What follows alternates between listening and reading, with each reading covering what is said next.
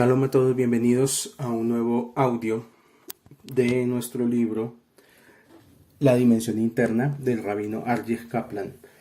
En el audio anterior empezamos a estudiar los fenómenos de las 10 sefirot y estudiamos principalmente Keter y alcanzamos a ver ciertos aspectos de keteridad. Entonces vimos que el Arizal analizaba la exclusión mutua entre Keter y Da'at en muchos lugares, pero a la vez Keter y Da'at tienen como cierta correspondencia. Llegamos a concluir eso, que por ejemplo el Talmud afirma que el sordomudo no tiene Da'at. En otras palabras, aunque el sordomudo posea Keter o inteligencia interna, carece de la capacidad para comunicarla al mundo y por ello se le considera como si no tuviera Da'at.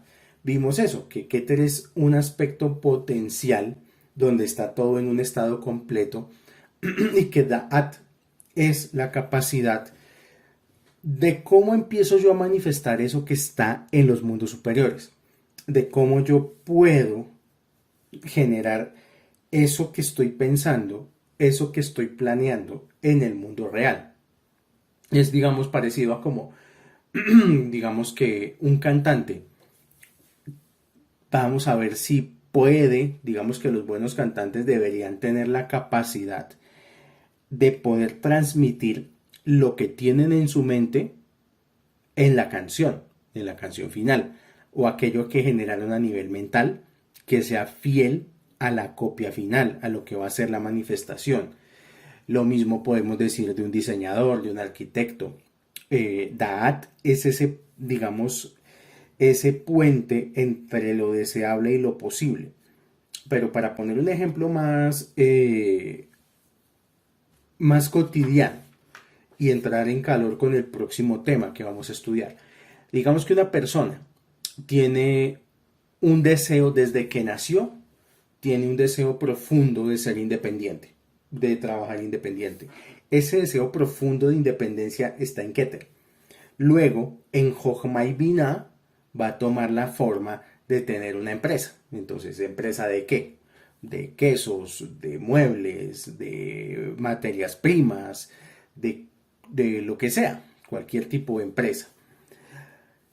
El punto es que de Jochma y Binah, esa energía potencial tiene que pasar a Gesed o a Geburah, pero no pasa de cualquier manera. Antes de que la luz espiritual pase por Gesed o por Geburah, primero tiene que pasar por Da'at. Da'at es como el sensor que le va a dar dirección a todas las cosas que hay en nuestra vida. Porque Da'at es el conocimiento del bien y del mal. Pues eso también lo estudiamos en el último audio. Digamos que una persona tiene una idea, quiere montar una empresa. Una empresa de calzado, le vamos a poner que es de calzado. Toda persona, cuando inicia un proyecto empresarial, necesita dinero. Para tener ese dinero necesita pedirlo prestado a un banco o a una bolsa de emprendimiento. Y en los bancos y en las bolsas de emprendimiento siempre le piden a la persona que haga una presentación del proyecto, ¿sí? Lo que sería un proyecto de empresa, en este caso de calzado. Y en esos proyectos de empresa, generalmente lo primero que le piden a la persona es una misión y una visión. Entonces, la misión y la visión siempre son muy bonitas, siempre son generar empleo, cuidar el medio ambiente, en 2 años verme pagando ya, superando punto de equilibrio, en 3 años ya con ganancias, apoyando obras sociales. Bueno, todo lo bonito que uno pueda colocar en una hoja de papel. La empresa, digamos que consigue su objetivo, consigue el dinero y logra abrir y la empresa empieza a funcionar. El momento más peligroso de todo negocio, de todo proyecto, de toda empresa, es cuando llega el primer cheque. Porque el primer cheque va a demostrar si lo que yo deseé desde los mundos superiores es coherente con mi vida. Y para que eso suceda, la energía tiene que pasar por Da'at. En Da'at vamos a ver cuando ese primer cheque, ¿qué pasa? Cuando llega ese primer cheque, esas primeras ganancias, ¿qué sucede con la persona? ¿Por qué? Porque la persona apenas ve el dinero puede decir, listo, bueno, ya llegó mi primer gran pago, ya tengo mi primer gran cliente, ahora voy a mejorar los procesos de producción, voy a tratar de mejorar la calidad del producto. O la gente puede hacer lo otro, puede hacer, uy, llegó el dinero, llegó el cheque, voy a empezar a buscar que sea más barato el producto. Que el producto va a quedar con una calidad inferior, no importa. Yo necesito que sea barato porque necesito ganar más. Y como necesito ganar más, también necesito pues no pagar tantos sueldos. Me parece que 10 empleados son muchos, entonces voy a dejar solamente 5 para que los sueldos de los otros 5 me queden a mí y yo a los 5 que queden los sobreexploto. Cuando eso sucede, la energía que venía de Keter, esa energía maravillosa que nos iba a generar tanta bendición, nos iba a generar tanta luz, pues lamentablemente va a coger por Geburah. Y entonces van a empezar a venir los problemas de la Sefira de Geburah, que ya los estudiaremos más adelante. Pero cuando la persona mantiene su coherencia entre lo que deseó y lo que va a hacer a continuación después de que le llega su primer pago, entonces la energía pasa por Gesed. Cuando uno sabe que la vida de uno o la luz espiritual que uno pidió a través de los rezos o a través de la meditación o a través de las misbot o a través de lo que del Shabbat, de lo que sea, ¿cómo hace uno para saber que la energía que uno pidió está pasando por Gesed? Sencillo, porque sin importar si hay dinero o no hay dinero, aparecen los recursos. Puede ser talento humano, puede ser la ayuda que necesitaba en el momento que era, puede ser un gran contacto, puede ser lo que sea. Pero una persona que está conectada al árbol de la vida y tiene, por ejemplo, en el caso de los negocios, tiene sus negocios conectados al árbol de la vida, a esa persona siempre el universo le va a decir que sí y le va a presentar por un lado o por otro las ayudas que necesita para poder llegar a donde tiene que llegar, para poder llegar al éxito empresarial. Y digo más, cuando la persona está conectada a Gesed, va a atraer a otras personas que quieran colaborar con la idea, que quieran sumarle a la idea, que quieran jugar con la idea. O sea, ¿por qué? Porque hay una energía que es atractiva para las personas. Entonces, como es atractiva, ahí, a esos son los negocios que atraen más fácilmente los inversionistas, por ejemplo, que atraen fácilmente buenos empleados, que atraen fácilmente buenos clientes. Por el contrario, cuando la vida de una persona se rige por la geburá, por el egoísmo, por yo quiero ganar, yo siento que mi producto vale mucho y tengo que cobrar lo más que pueda y tiene que ser lo más barato posible, cuando yo lo único que quiero es sacarle el dinero a la gente, eso va a quedar plasmado en el producto o en lo que sea que la persona hace en la vida. Y entonces pasa que hay productos, yo sé que todos hemos ido a centros comerciales y en los centros comerciales muchas veces pues uno vitrinea y hay cosas que uno dice, ay, tan bonito tal cosa, lo toma, lo alza, cuánto vale, uy, tanto, no, pero es muy bonito. Y lo vuelve y lo deja donde estaba y se va. Eso pasa mucho. Hay productos que la persona dice, no importa lo que valga, yo lo quiero. Y hay productos que la persona dice, es muy bonito, pero lo voy a dejar ahí, no me lo llevo. Entonces, cuando una persona, por ejemplo, empieza a tener problemas seguido con empleados, que los empleados lo roban, que los empleados le hacen trafugadas, que los empleados son perezosos, cuando tiene problemas con el producto mismo, que no queda bien hecho. Es decir, cuando una persona en lugar de tener una vida fluida, lo único que tiene es un montón de problemas, es porque cuando la energía pasó por Da'at, se fue hacia Geburah. Se puede corregir perfectamente, se puede corregir, pero es importante tener ese tipo de claridades para entender muchas veces qué es lo que pasa con la vida de uno, porque por más de que le aprieto la tecla, simplemente el avión no enciende. Ese es como un resumen chiquito de ciertos conceptos entre Keter y Da'at. Hoy vamos a ver como tema principal de este audio el libre albedrío de Dios. Entonces, dice así: el esquema conceptual del Arizal, según el cual Keter y Da'at son mutuamente excluyentes, puede ser explicado de otro modo, el cual tiene consecuencias importantes para nuestra comprensión del Dios mismo. O sea, estudiando Keter y Da'at podemos entender algo más o podemos comprender la noción de Dios mismo. Dice aquí: Keter, o más bien, de Keter, se puede decir que representa la absoluta libertad de acción que Dios tiene. Ahí está Keter. Keter es Dios en todas partes, actuando siempre. En cambio, de Da'at se puede decir que lo que hace es introducir un elemento de predeterminación en la creación. O sea, Da'at de alguna forma Da'at determina la creación. La razón de esto es que, en un sentido temporal, el conocimiento que Dios tiene del presente y el futuro es exactamente el mismo que tiene del pasado. Claro, porque Dios es un ser que está viviendo continuamente en toda la existencia, presente, pasado y futuro, e incluso más allá, porque presente, pasado y futuro es una noción nuestra, no es una noción de la divinidad.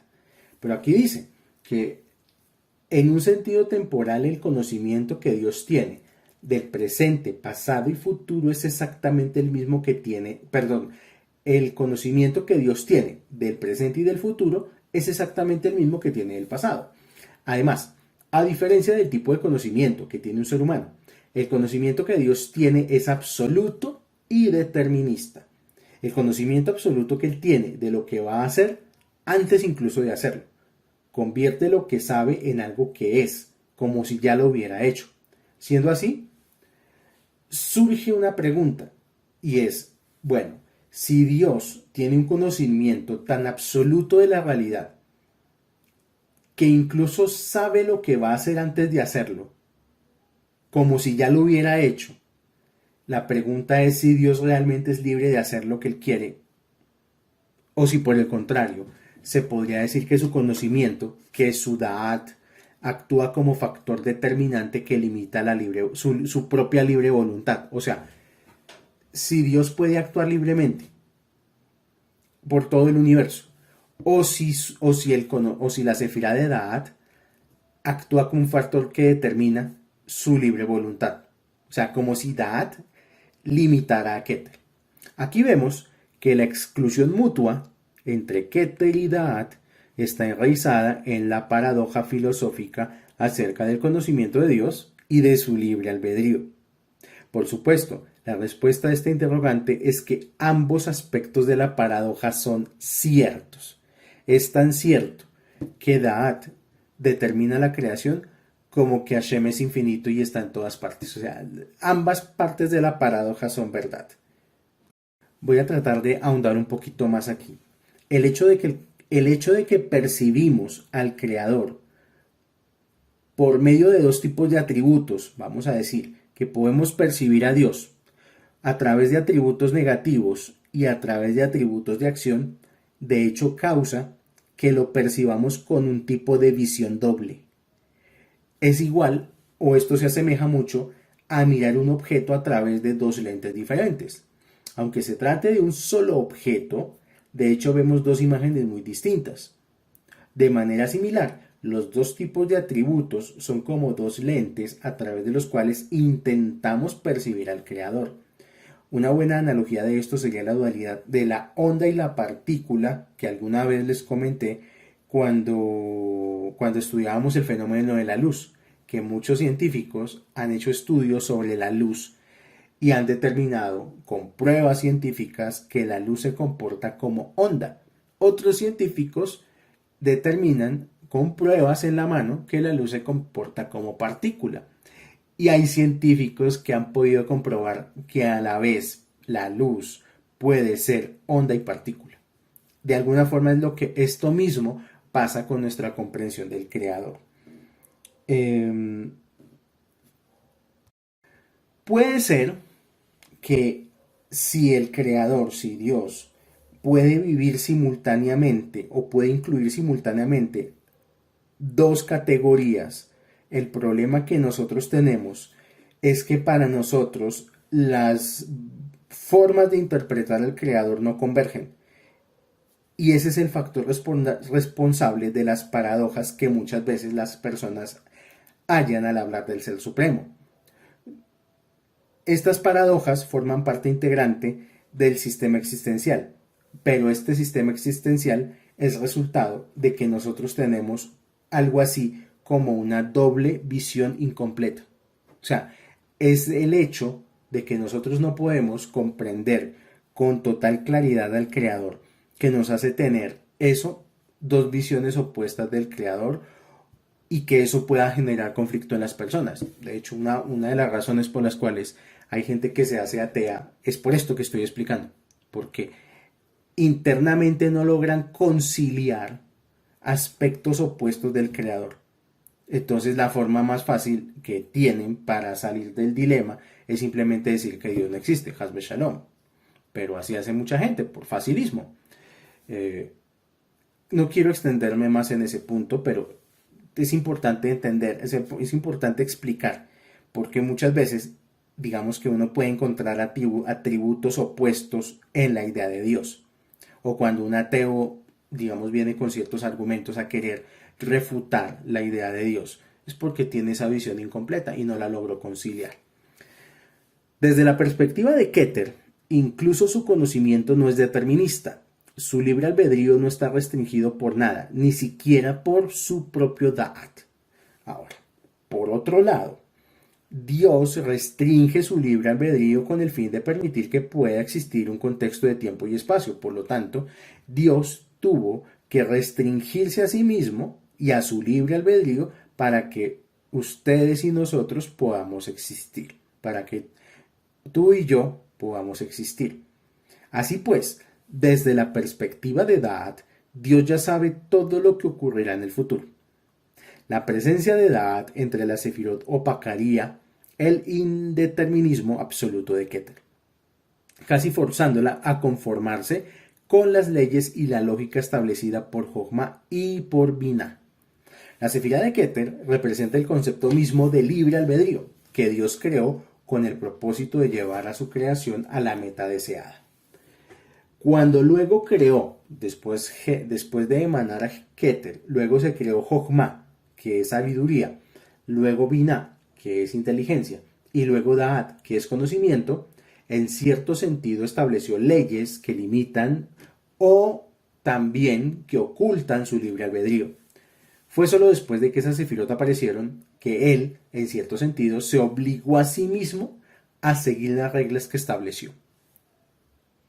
Es decir, que por su propia libre voluntad, el hecho, o sea, la prueba de que el libre albedrío del creador es ilimitado y es infinito, es que él usó su propio libre albedrío y se obligó a sí mismo a seguir las reglas de la creación, las reglas que la estableció, para demostrar también que el universo no es caos, como muchas teorías afirman, que el universo es un evento caótico y descontrolado. No, el propio creador estableció ciertas pautas para nuestra existencia, para poder darnos esa noción de existencia y para que dentro de ese contexto de existencia podamos, en un mundo muy alejado de Keter, como es nuestro mundo Malhut, podamos interiorizar, comprender y trascender a conceptos tan supremos como el de un creador del universo.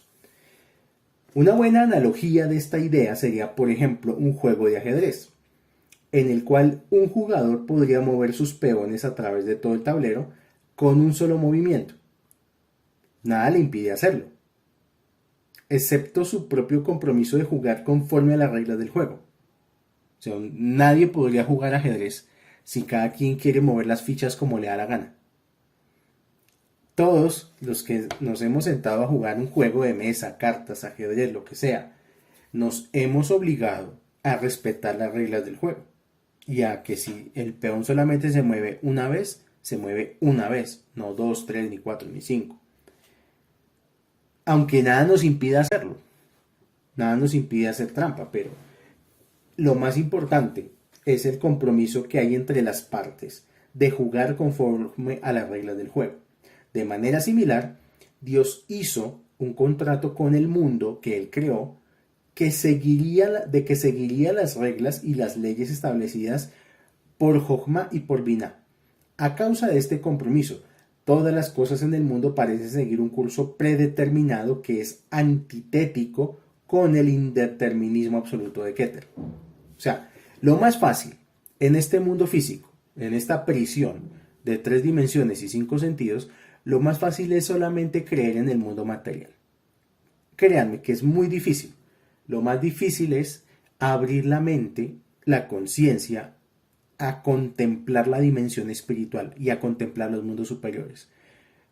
O sea, esto es algo que es una tarea que muy pocos se le miden de corazón y de fondo. La mayoría de la gente simplemente se contenta pues con respuestas fáciles a preguntas difíciles.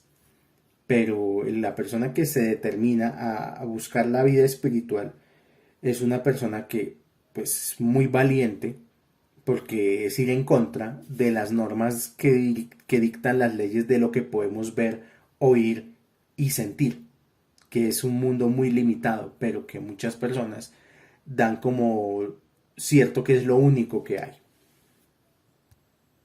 Entonces decía que a causa de este compromiso, todas las cosas en el mundo parecen seguir un curso predeterminado y pareciera como si el mundo se moviera solo, que es antitético con lo que es el indeterminismo absoluto de Keter. No obstante, incluso cuando todas las cosas parecen seguir su curso natural y el nivel de Keter permanece oculto para nosotros, este nivel de Keter sigue siendo la fuerza motivadora que actúa detrás de todo el escenario para hacer que la voluntad divina se manifieste en toda la creación. Por eso es que muchas veces el Zohar nos dice que cada elemento de la naturaleza tiene su fuerza espiritual que lo hace animarse, o sea que el pasto tiene un ángel que le dice crece, los árboles también, los animales también, nosotros también. Solamente que para nosotros es imperceptible esa mano invisible que está guiando al mundo. O sea que este mundo tiene su capitán, este es un barco con un capitán. Y cualquier cosa, por mínima que sea, ha sido planificada y planeada por el creador del universo. Hasta nuestra vida, hasta nuestros sucesos, todo ha tenido una secuencia lógica desde el punto de vista de Keter. Todo está bajo control. Por lo tanto, la noción de injusticia puede cambiar, porque para muchas personas la justicia depende de su propia visión arbitraria del mundo y de su propio ego.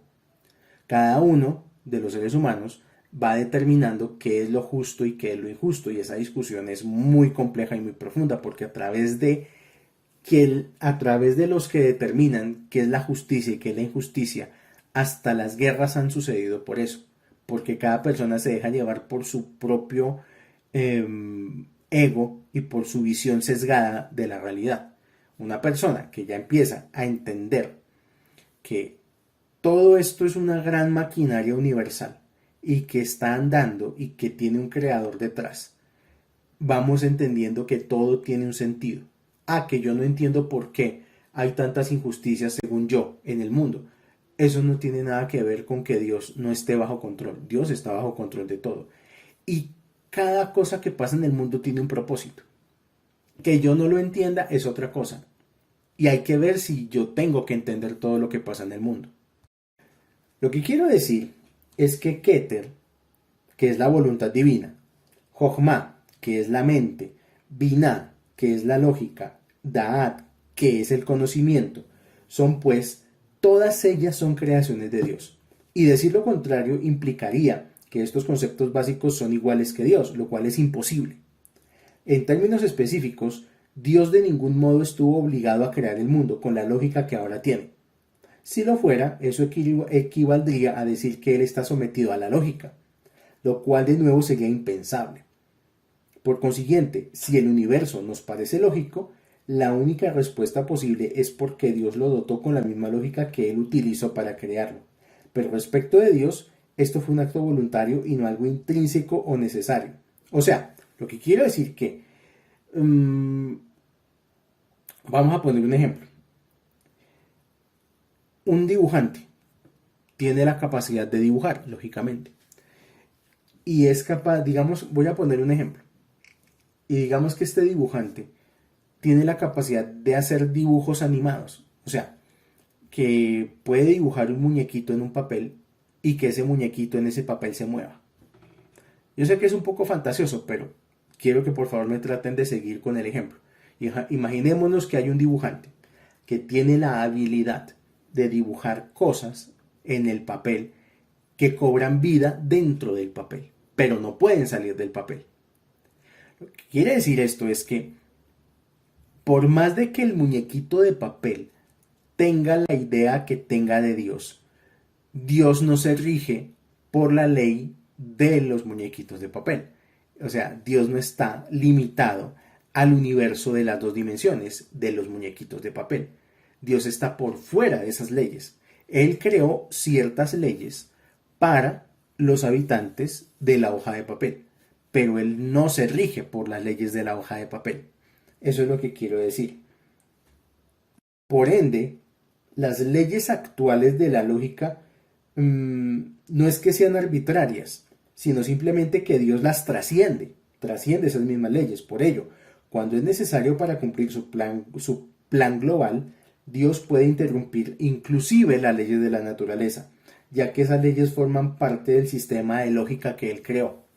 ¿Por qué se pudo abrir el Mar Rojo? ¿Por qué pudo generar Moshe ese milagro en el Yam Suf? Porque sí hay una fuerza que nosotros todavía estamos en proceso de conocer, y esa fuerza es capaz de alterar las leyes de la naturaleza.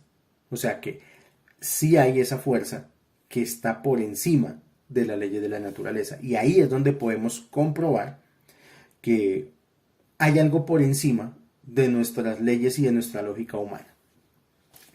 Así pues, aunque el nivel de Keter trasciende e incluso parece contradecir los aspectos limitados de la providencia divina, está envuelto dentro de las demás sefirot y en forma subrepticia se revela a través de todas ellas. Además, cuando es necesario, el nivel de Keter se manifiesta abiertamente. Por ejemplo, cuando Dios decide pasar por alto el curso natural de la historia y revelar su autoridad absoluta sobre la creación.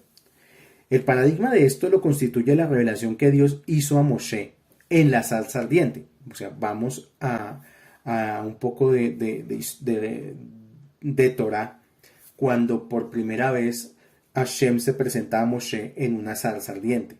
Esto ocurrió justo antes del éxodo de Egipto, cuando Dios se disponía a trascender completamente las leyes con las que él mismo había creado el mundo. En ese contexto, Moshe, la zarza ardiente, el nombre divino que utilizó Dios para presentarse ante Moshe fue Ejie Aser Ejie, y fue la primera vez que se manifestó con ese nombre. Y el nombre Ejie Asher Ejie literalmente podría ser traducido como yo seré lo que seré, que esto está en Shemot, capítulo 3, versículo 14, Éxodo 3:14. Yo seré lo que seré. Este es el nombre asociado con la Sefirá de Keter. La única vez que este nombre fue revelado fue precisamente antes del Éxodo, antes de liberar al pueblo judío de la esclavitud de Egipto. Si analizamos el significado de este nombre, el mensaje que expresa es que en el nivel de Keter, Dios no existe en ningún sentido o manifestación que nosotros podamos comprender. Y esta frase, Ejie Asher Ejie, yo seré lo que seré, es muy potente porque se estaba revelando el Creador a través de esa Sefirá de Keter, porque está más allá. Cuando uno le dicen yo seré lo que seré, es una frase que puede abarcarlo todo absolutamente. O sea, para nosotros, por ejemplo, a nosotros nos preguntan ¿usted qué es? O ¿usted quién es? Generalmente, cuando a uno le preguntan ¿Usted quién es? Generalmente uno asocia la profesión que hace. Yo soy profesor, yo soy arquitecto, yo soy vendedor, yo soy empresario, yo soy empleado.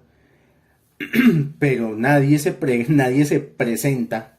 Oiga, ¿y usted quién es? Yo seré lo que seré. Nadie hace eso porque nadie está en ese nivel de comprensión tan amplio de la realidad. Es por esta razón que el nombre divino que se presentó en Éxodo capítulo 3 versículo 14 se llama Ekeyeke y denota el pensamiento e impulso primordiales de la voluntad que dio inicio al proceso creativo. Por eso significa seré, ya que cuando tal impulso surgió, todo existía solo como una posibilidad a futuro. Ekeyeke se refiere así al nivel en que el ser todavía no había comenzado, en que todo estaba en gestación, y uno solo puede decir seré y no soy. También por esta razón, este nombre fue revelado en la zarza ardiente, ya que el éxodo representó el nacimiento de Israel. Ya no iban a ser más hebreos, ya iba a ser el pueblo de Israel. Y la fuerza que se presentó ante Moisés, ante Moshe en la zarza ardiente, fue la misma fuerza que originó la creación en el libro de Génesis. Yo seré lo que seré. Por eso es que Dios no tiene forma, no se le puede definir, no se le puede limitar. Está más allá de cualquier cualidad que le podamos atribuir o de cualquier pensamiento que podamos tener de él. Yo seré lo que seré. Ahora veamos el libre albedrío del hombre. Ya hemos visto que es solo cuando Keter se oculta y Da'at se manifiesta que el creador se restringe a seguir las leyes y la lógica de la creación. Pero incluso en este nivel, la influencia de Keter meramente se esconde sin ausentarse totalmente. Siempre existe un elemento de indeterminación en la creación.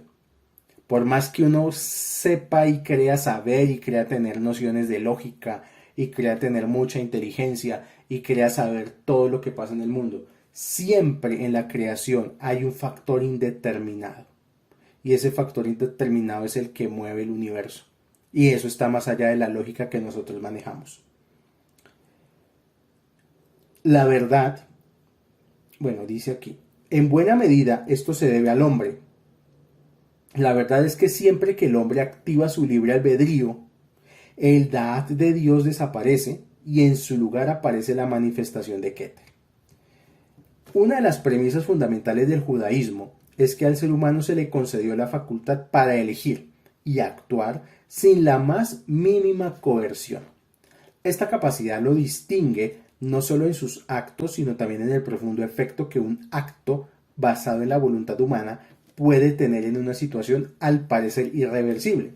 De hecho, como ya mencionamos, con el fin de que el ser humano pudiese asemejarse a Dios, Él le otorgó un alma divina y el libre albedrío.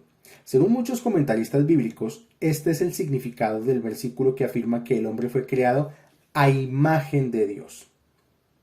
Esto pues tiene una nota en el Midrash Mejiltá, pero una de las sellos del ser humano tiene que ver con esto, con que todo ser humano tiene siempre dos caminos, o tres, generalmente son dos, pero todo ser humano puede decidir libremente. O sea, Hashem no creó una realidad mecánica donde todos somos como marioneticas y que tenemos simplemente un papel y pues como si fuéramos un tren eléctrico o una atracción mecánica. La belleza del ser humano radica en que a pesar de tener toda una creación, puede tomar decisiones libres e independientes. Y lo que a Hashem tal vez le interesa más de nosotros es ver qué decisiones tomamos frente a todos los aspectos de nuestra vida. O sea, lo importante más que cualquier cosa en el ser humano es qué decisiones toma. En ese sentido, el Keter del ser humano, que representa su libre albedrío, es análogo con el Keter de Dios.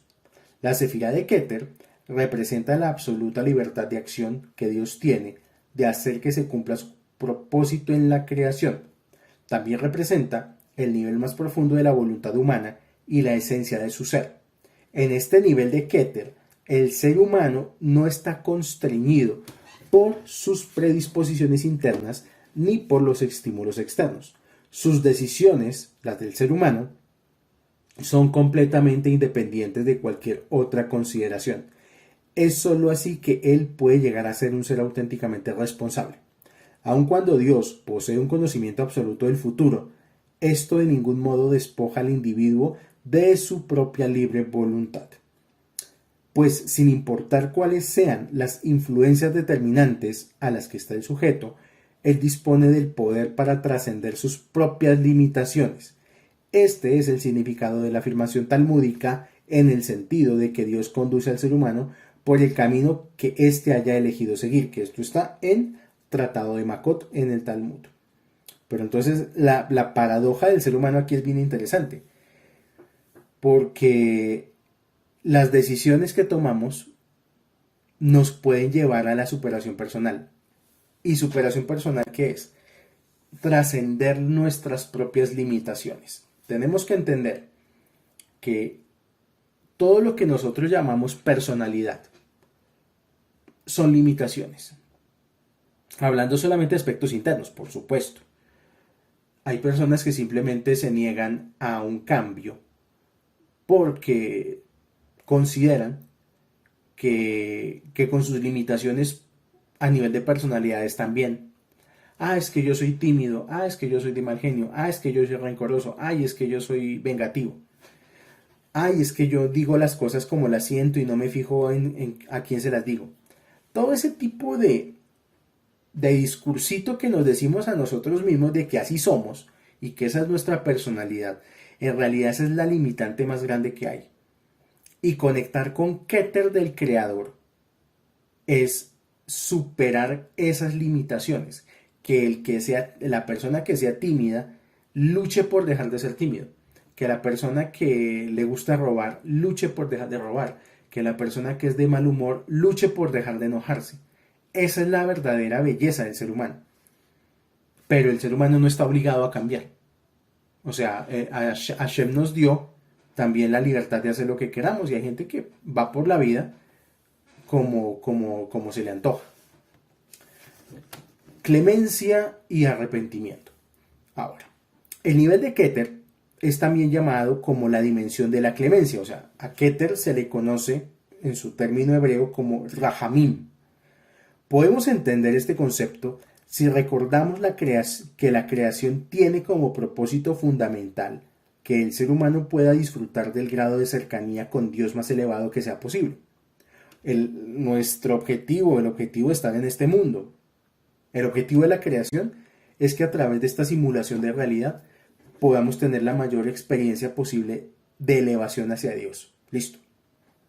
Ahora bien, con el fin de intensificar al máximo su logro, fue creado un contexto existencial en el que el ser humano pueda elegir el bien como resultado de su libre albedrío. O sea, elegir el camino del bien tiene que ser voluntario, tiene que ser por libre albedrío. Así, Dios podría sopesar los actos de cada individuo y juzgarlo conforme a la regla de justicia más adecuada para él. Y así el ser humano podría llegar a convertirse en recipiente del bien supremo como resultado de su propio esfuerzo y de sus propios logros. No obstante, cuando el propósito global del Creador lo considera necesario, él mismo se reserva la prerrogativa de suspender las reglas de justicia y juzgar al ser humano solamente con misericordia. Es decir, que si a nosotros nos juzgaran 100% con las leyes de causa y efecto, ya no existiríamos. Nosotros existimos es porque sí hay un punto en el que el Creador se salta un poquito la norma y lo que hace es buscar el atributo de justicia misericordiosa para con nosotros. Desde el nivel de Keter, el Creador puede pasar por alto cualquier pecado o rectificar cualquier mal que pudiera obstaculizar su acción de guiar el mundo hacia su perfección destinada. Esa es la razón por la cual existen las fiestas. Existe Hanukkah, existe Rosh Hashanah, Yom Kippur, Sukkot, Pesach. Las fiestas no son fiestas como nosotros los occidentales creemos que son, sino porque son ventanas, portales espaciotemporales, en los cuales nosotros nos podemos acoger a la justicia a través de la misericordia. O sea, que cuando una persona conecta con una fiesta de la Torá o de Rabanán, esa persona está conectando con fuerzas cósmicas muy poderosas. Y esas fuerzas cósmicas lo pueden acoger para recibir misericordia en lugar de juicio severo.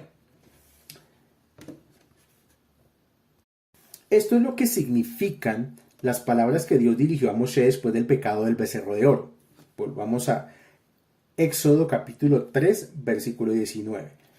Yo seré clemente con quien seré clemente, y yo agraciaré a quien agraciare. Con ello quería decirle que su misericordia está más allá de la comprensión humana. De hecho, las personas que rezan en hebreo pueden acceder a esto todos los días a través de los 13 atributos de misericordia. Hay ciertas instrucciones cabalísticas, pero eso es solamente reservado para la persona que ya está rezando en hebreo, que yo le explico cómo activar los 13 atributos de misericordia todos los días y acceder a esto que está en Éxodo 3:19. Con ello quería decirle que su misericordia está más allá de la comprensión humana, pues aunque el atributo divino de justicia, que es el Midat Adin, exija una reacción severa al mal cometido por un individuo, el atributo divino de clemencia, que es el Midat Arrahamim, trasciende cualquier juicio acerca de lo que el ser humano merece. En el nivel de Keter, la autoridad del Creador sobre toda la creación es absoluta, y por ello su misericordia también es absoluta e ilimitada. Es por esta razón que la Teshuvah, el arrepentimiento, se origina primero en Keter, pues es solamente desde la perspectiva de la misericordia pura que nada puede oponerse al poder del arrepentimiento. O sea, aquí lo que nos está diciendo el libro es, si la persona quiere acogerse a los atributos de misericordia, a los 13 atributos de misericordia de la creación, que además eso tiene su simbolismo, porque las leyes de causa y efecto, las leyes de juicio severo, están enmarcadas en el número 12 de los 12 signos del zodiaco. Pero como el creador está por encima de los 12 signos del zodiaco, creó 13 atributos de misericordia. Así como los maestros de la Kabbalah nos enseñan que Keter precede y trasciende las leyes y la lógica de la creación, los sabios talmúdicos nos enseñan que el concepto del arrepentimiento fue creado incluso antes de que el universo hubiera sido creado. Y esto tiene sentido porque si el creador conoce pasado, presente, futuro, todo, él sabía que para que su creación pudiera existir necesitaba atributos de misericordia. Pues la capacidad del ser humano para sublimar el mal y transformarlo en bien, tomando conciencia de sus errores y cambiando su conducta, contradice la lógica. O sea, lo lógico es que una persona nunca cambie. Esa es la lógica. La lógica es que una persona, así como nació, así se vaya de este mundo. Las personas que están luchando contra sí mismas, contra sus propios defectos, están declarando que van más allá de la lógica, que están buscando superarse a sí mismas. Es decir, es solo gracias al poder del arrepentimiento, que además el arrepentimiento no es ese concepto religioso de te perdono y ya no pasó nada, no. El arrepentimiento es la puerta, la ventana, el portal por el cual la persona puede tener transformación en su vida. Dice aquí, es gracias al poder del arrepentimiento que sus más profundas debilidades y defectos no le impiden acercarse a Dios. Una persona que conecta con arrepentimiento, aunque tenga defectos, aunque se siga equivocando, va a seguir acercándose a Dios, va a tener ese beneficio de conectar con Dios. Al contrario, su pasado es transformado gracias a la nueva toma de conciencia de que Dios realmente nunca estuvo lejos. Incluso en los momentos más tenebrosos de la vida de un hombre, la misericordia divina esperaba manifestarse. A pesar de los pecados y los males que un individuo haya hecho en su vida, sigue existiendo un conducto de salvación a través del cual puede arrepentirse y retornar a Dios. El vehículo de este arrepentimiento es el atributo divino de Rahamim, que se llama clemencia, y el atributo de Rahamim está situado en la sefirá de Keter. Es por esto que cuando Moshe todavía estaba en el monte Sinaí implorando el perdón divino hacia el pueblo de Israel por el pecado del becerro de oro, Dios en ese momento le reveló los 13 atributos de misericordia. Shalosh Esrei Midot Shel Rahamim. Al proclamarlos, Dios demostró a Moshe que su misericordia está por encima de cualquier juicio y consideración acerca de los pecados que un ser humano haya cometido en el pasado o que pueda cometer en el futuro. Pues al arrepentirse desde el nivel más hondo de su ser, el hombre toma conciencia del aspecto del Ein, de eso que vimos hace ya bastantes clases, del Ein, que lo constituye en el fondo. Y gracias a ello, la persona que conecta con el arrepentimiento sincero se vincula al nivel de Keter de la creación, el cual trasciende todos los conceptos delimitados por el tiempo. De este modo, se libera de tener que pecar en el futuro, e incluso los pecados que cometió en el pasado son neutralizados o rectificados, en el sentido de que se han convertido en factores de su propia transformación interna. O sea, que Hashem tiene tal nivel de transformación de su creación y tal nivel de misericordia que no importa cuánto una persona se haya equivocado en el pasado. Esos errores que la persona cometió los puede convertir inmediatamente en luz. En un chasquido. Todos esos errores por los cuales nos damos látigo, nos arrepentimos, nos sentimos culpables, Hashem puede convertir toda esa oscuridad inmediatamente en luz. Una persona, por eso dicen muchos sabios, que una persona que ha cometido mucho mal es porque tiene mucho potencial para hacer mucho bien. Es por esta razón que los sabios talmúdicos afirmaron que incluso el pecado más grave no puede constituir un obstáculo para el arrepentimiento sincero. En esa ocasión, Dios también, volvemos al ejemplo del becerro de oro, en esa ocasión Dios también enseñó a Moshe que cuando un ser humano estimula su propio sentimiento de misericordia hacia los demás y actúa hacia ellos con actitud de perdón, ello también despierta la misericordia divina y entonces él mismo será merecedor del perdón divino y la limpieza espiritual. O sea que una persona que quiere conectar con misericordia divina, sencillísimo, que conecte también con misericordia por los demás. O sea, yo no puedo jugar a querer que Dios sea misericordioso conmigo, pero yo ser implacable con los demás. Yo no puedo estar esperando perdón del cielo y borrón y cuenta nueva si todavía guardo rencor por otras personas. Así no funciona la creación. O sea, tengo que ser semejante al Creador. Por eso dice, a imagen y semejanza. Y aquí vamos, para terminar este audio, voy a leer eso que Dios pasó delante de Moshe y proclamó los 13 atributos de misericordia. Esto está en Éxodo, capítulo 34, versículos 6 al 7. El Eterno, 1, el Eterno, 2, Dios, 3, misericordioso, 4, que concede gracia, 5, lento para la ira, 6, abundante en bondad, 7, y verdad, 8, que preserva bondad para millares de generaciones, 9, y perdona el pecado, 10, la rebelión, 11, el error, 12, y que limpia, 13.